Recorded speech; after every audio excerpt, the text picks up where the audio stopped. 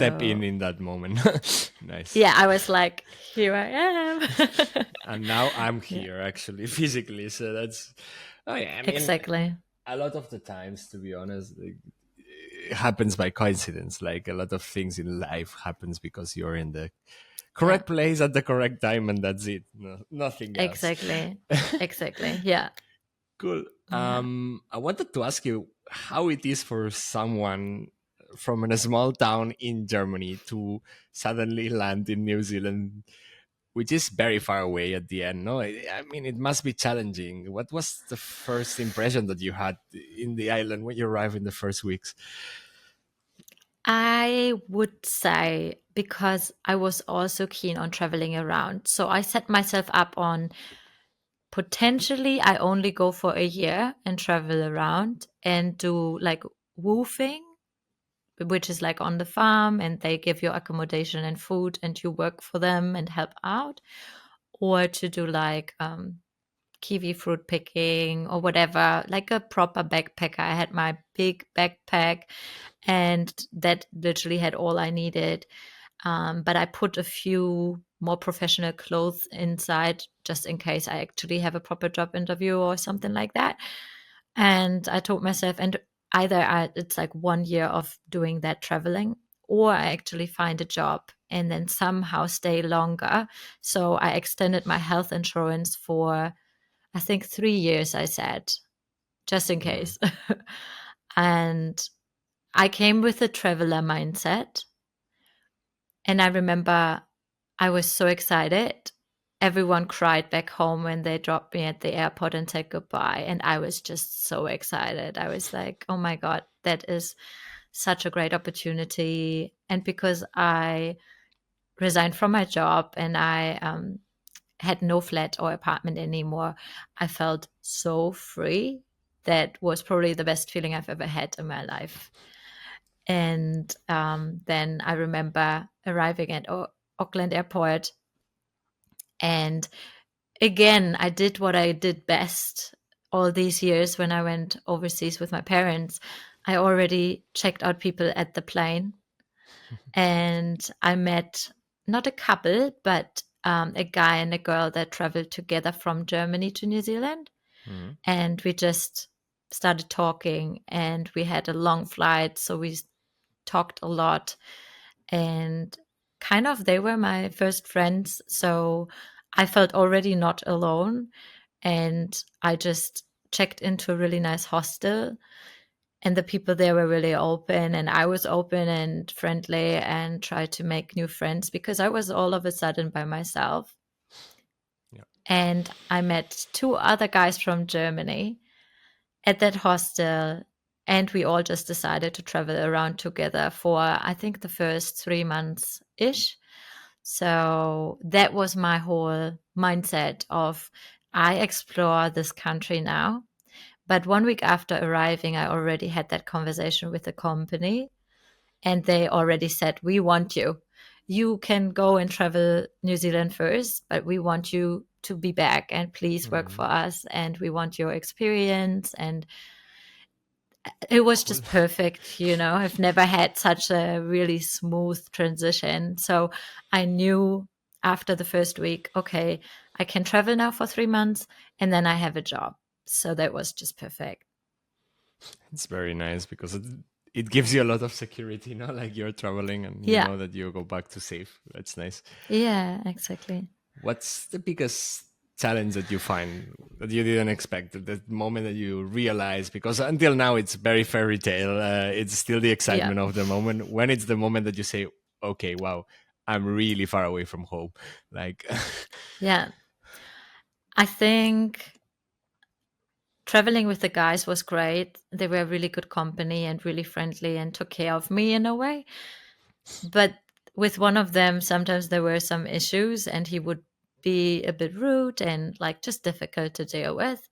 That was the first time where I felt like, okay, my confidence drops a little bit, when you deal with someone who's constantly being rude and you just feel uncomfortable. I was like, oh, okay, so how do I deal with that? Do I face it? Do I say something? Do I let it slip because it's just 3 months? That was a bit weird because I could feel like all this excitement slowly goes away. But traveling was still great with them. So once we finished, I actually went always back to the same hostel in Auckland. It became like my base. And just before I had to start my job, I then went to Hamilton. So I bought a car by myself, which was scary because it's like you just go there and sign a paper, give money, and then the car's yours. It's a little bit more, but it's not as difficult as back home in Germany. But you drive in the So other side of the road, so that's another exactly. story. Yeah. So I when I traveled with the guys, we had a rental car. Okay. And I drove a few times already just to get used to it. And because on the South Island, there are so much less people that you have Mm. less traffic. So it was perfect for me to practice a little bit. But yeah, it was scary. My first drive from Auckland with my new bought car to Hamilton, scary.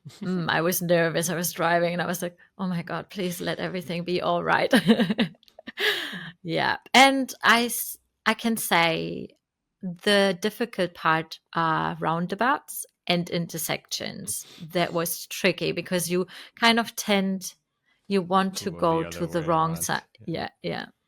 So, but once I came over, so what actually was challenging, I booked a flat there, which is more like a shared space. Like, yeah, you have multiple people in one Hmm. place. You don't just have your own little apartment like I'm used to in Germany. When I first went there, it was a completely new townhouse unit. No one ever lived there before. I was the first one. And I haven't even seen that place before because I was in Auckland. So I booked in the viewing with the intention to move in right away. And that's really uncommon. Mm. But luckily, I liked it. And the agency or the person who looked after it as a property management person agreed that I could move in straight away. Otherwise, I would not have any place to go at that night. But I was like, I guess I figure it out. You had a new car. And I had a car. I could, that would be a bit scary. Yeah. So again, worked out really well. But I had a bit of issues with the money because of the bond. It was relatively high. I wasn't allowed to take that much money from the ATM at Mm. once. So I had to do it in two steps. That was a bit tricky. And then I was just in this empty room, in an empty unit for the very first time, just by myself after being surrounded by people constantly. And there was only a mattress. There was no cutlery in this house. Usually it says fully furnished, but it wasn't. It had the basics like a toaster.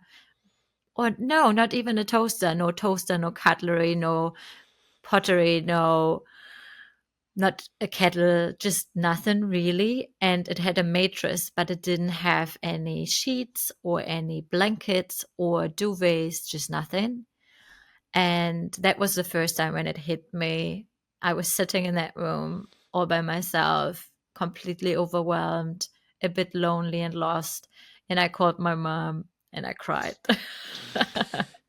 Yeah. Sounds Yeah. like. I mean, Yeah. it's far away. It's also not that you can solve it with, okay, I buy a ticket for next weekend and I will be home. Like it doesn't Yeah. work like Nah. that. No, and it was never an option for me anyways. And I just signed up for that job that would, I think, start a week after that. So I was like, okay, I'm here now. Even though it's difficult and it's lonely and I feel awkward and I have to buy a whole lot of things that I didn't even know I need. And you need to think of it, right? Okay, you need toilet paper, you need even a toilet brush, you need towels, stuff that you usually already have. Mm. So I went to the warehouse and I had this massive wagon trolley full of stuff. And that was just absolutely awkward for me. I never had to do that before like that. Even moving apartments back home, I always had my parents to support me. So that was interesting. Yeah, but definitely my first feeling of loneliness and really challenged, overwhelmed. But in the end, again, everything is how they say, figure out a bit. And yeah, it's you find solutions, but it might be uncomfortable for a bit. Yeah. Yeah. So maybe the last question from these sections. How do you deal with being homesick or like missing stuff from home? Like, how do you stay connected? Yeah. So I was still very excited also with a new job, new people, and my flatmates that shortly moved in as well were really, really nice. It was a French couple, and I'm still connected. They're so lovely. We became good friends, and my colleagues were really friendly. So I slowly started having friends also from hostels. They would come and visit me. That helped a lot to not be alone. I did make a lot of calls back home. Yeah, to check in, just to talk to my mom and dad and just in general to my friends. And my friends were so amazing. They actually, when I left, got all my friends to write a letter and spread it out over I don't know how many weeks, but I had probably 20 or so letters. And every weekend I was allowed to open one. So that got me through the first weeks of homesickness because they wrote something really nice and special. And that was really lovely. And for me, really making connections and new friends is for me the key to not be so homesick. But of course, there were moments when you were like, oh, okay, I'd rather have someone that already knows me really well. I remember my first heartbreak. I did not know most of the people that long yet. It was a few months in, and I really missed having someone who knows me for the past 15 years to comfort me, to give me a hug.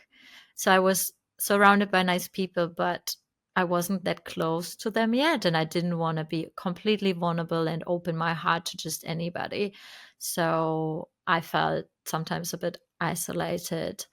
And yeah, I think that was quite tough. So I made even more calls home. I cried at that time quite a bit.